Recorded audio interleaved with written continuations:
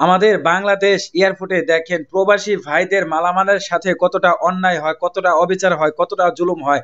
দেখেন তাদের রক্তে মাংসে কষ্টে গড়া যে সম্পদ, সেই সম্পদগুলো দেখেন তারা কিভাবে লুটে নিচ্ছে। আর এই ফুল ভিডিওটা দেখবেন।